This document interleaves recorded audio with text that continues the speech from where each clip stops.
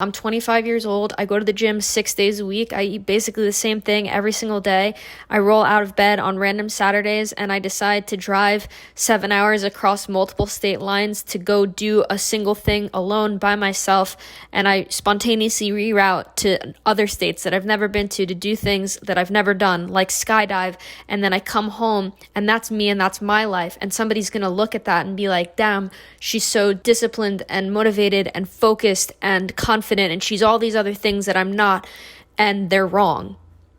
So recently it's come to my attention how we perceive each other so wrongly. Like the ideas that we have about certain people, about ourselves even, our perceptions of everything that's going on is so fundamentally skewed. The real reason why it's on my mind right now is because this past weekend I took a nice spontaneous solo trip up to New Hampshire. I live on the East Coast. I've never been to New Hampshire. It's not close at all, but my friend told me about this trip called, or this highway called the Kancamagus Highway. It's in the White Mountain National Forest. And she told me to go because she knows that I love driving, I love road trips, I love spending time by myself. And it's known for being really pretty in the fall because all of the leaves are changing color. And I had a free weekend and I said, you know what, I'm going to get in the car, I'm going to go. And I just drove. I woke up Saturday morning, crack of dawn. I got a last minute stay at an inn because all the Airbnbs and everything were taken. And it was beautiful. I loved New Hampshire. I loved the trip. I loved the driving. And on my way back, I took a spontaneous reroute to Maine to go skydiving for the first time because why not, right? Like I went base jumping and it was just something that I felt called and compelled to do. And I posted about it a little bit. It's something that I've talked about to my friends and to my personal social media often.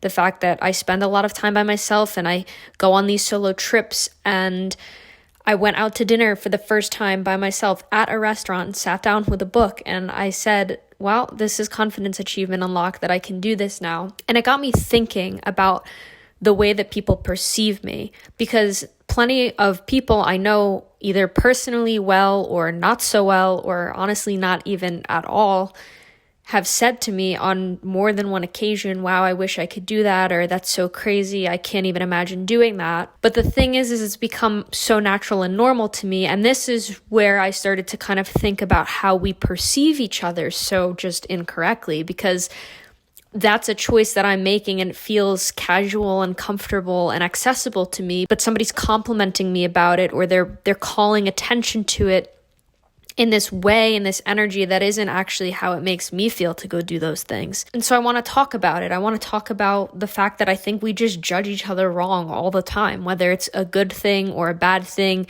in a positive or a negative direction, whether we're being critical of somebody or we're praising them. I just think we have everybody wrong a lot of the time. Another wonderful example is that people will tell me that they really respect and admire my discipline in the gym. I go to the gym 6 days a week without fail. The 7th day, that's like a rest day, is always an active day. I go for a run, I'm on a walk, I'm doing something. I'm in the gym every morning without fail. I will not miss a day. And people look at that and they tell me like, oh my God, you're so committed, you're so disciplined, you just never aren't here, like, aren't you? You're always here. And they say it to me with this air of like being proud and thinking like, oh, I could never do that. And so that's why they're complimenting me. And every time that somebody says that to me, I make it a point to say, thank you, I appreciate that, but I need you to understand that this isn't hard for me. And I'm not saying, like, I never say it in this way that's like, oh, this isn't a big deal. What I tell them is, I physically need to move my body every single day, otherwise I will combust, because I have so much trauma in my body and so much energy in here that I just need to move. And I tell them, like, I need to be here because if I'm not here, then I really physically don't feel well. And so me showing up here every day, like, while I appreciate the compliment and the fact that you're calling out my discipline in a positive sense, it's not actually hard for me. What's really hard for me are things like not wanting to eat sugar at 11 p.m. at night when I know that I should just be in bed or drinking a tea or meditating. And I call attention to the fact that, like, what's hard for me is different from what's hard for them. And I think this is where we get to the real root the issue, the explanation for why we're always judging other people incorrectly or perceiving each other wrongly, because we learn who we are and what the world is and the difference between those two things through relative means, right? I know me because of how I interact with the rest of the world. I don't know a me in an absolute term. I know me in terms of how fit I am compared to the average person or compared to a marathoner. I know how smart I am with the utilization of, I guess, like an IQ score. I know if I read a lot based on how much other people are reading, right? So we basically figure out who we are in the construct and the confines of what everybody else is like and what everybody else is doing, in a sense.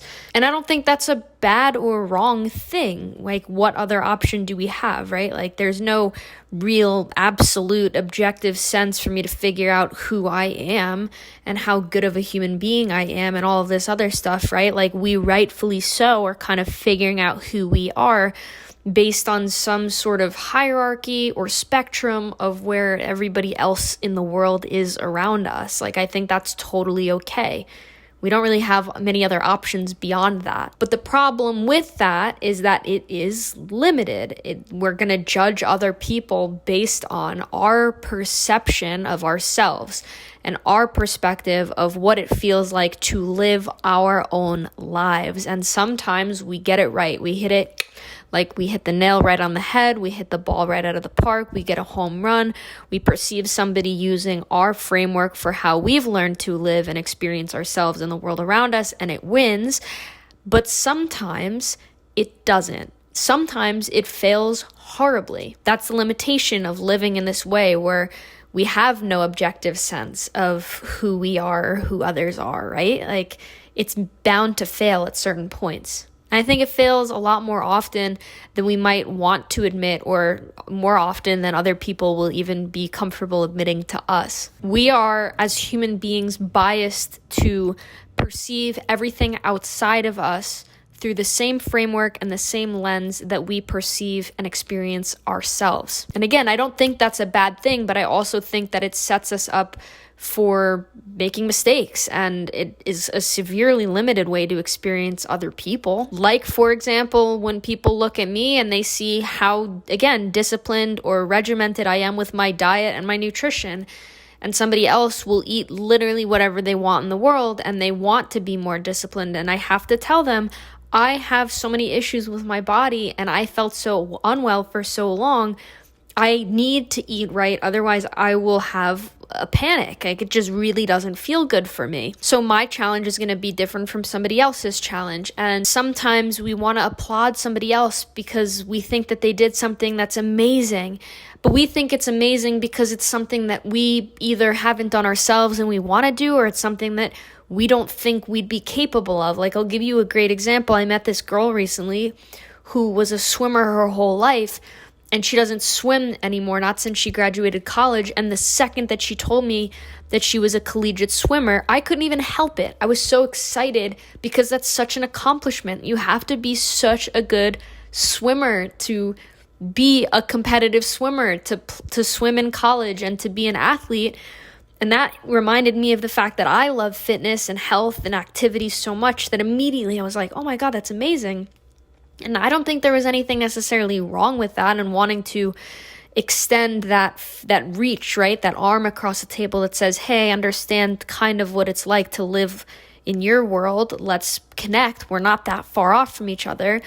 But she proceeded to tell me how she's trying to work on establishing an identity totally outside of calling herself a swimmer and being a swimmer, and trying to explore who she's going to be now that she no longer is swimming, now that she's graduated, and that's not something that she sees in the rest of her life.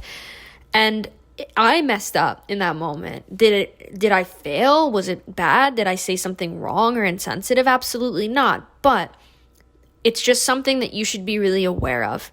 If you don't do anything differently, just be aware of the fact that the way that we experience the world is based on the way that we experience ourselves. Our opinions, positive or negative, our thoughts, our judgments, our advice that we give to other people is, whether we're conscious of it or not, going to be based in a framework of how we live our own lives. When I give somebody advice, it's going to be based on the lessons that I have learned from my old failures or the successes that I've had that I want to source and provide to share my personal wins.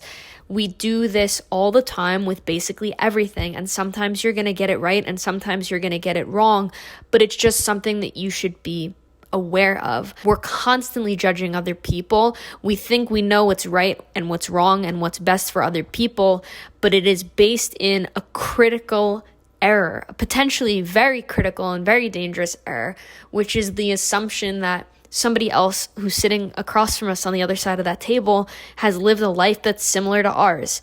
And that's not necessarily the case. And that can be really hurtful to somebody else if you're not really thinking about it. So, when somebody starts to talk to you about their life story, trying to hold back your reflex or your desire to kind of reach across the table and say a good thing or a bad thing, and just trying to present yourself as neutrally as possible will always give somebody else the breathing room to feel like they can express whatever version of their story is most authentic to them. They can be who they are. They can say the things that they like or they don't like about themselves, and they're going to feel like they can do that in a space. They're going to be the most comfortable doing that in a space that's non-judgmental. And you can be judging or having all these opinions as much as you want in your head, but being conscious of how often we share and express them to the people who are talking to us about their own lives is key. It's a really key thing to kind of keep in mind and be aware of. So yeah, that's the story. I'm 25 years old. I go to the gym 6 days a week. I eat basically the same thing every single day.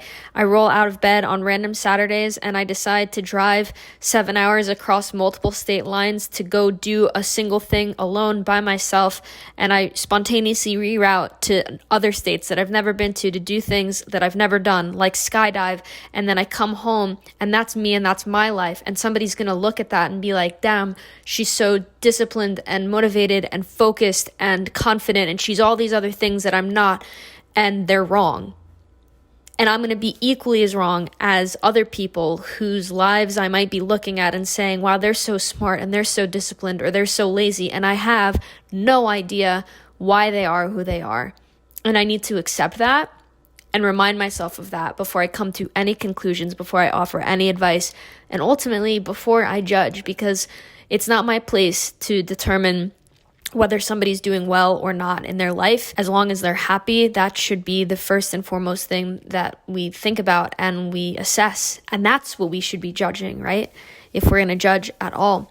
So just be mindful of this. It's going to help you be a better person to yourself, a better friend, a better lover, and a better human being to even all of the strangers in this world that we are inevitably going to come across as we proceed through life. So that's it.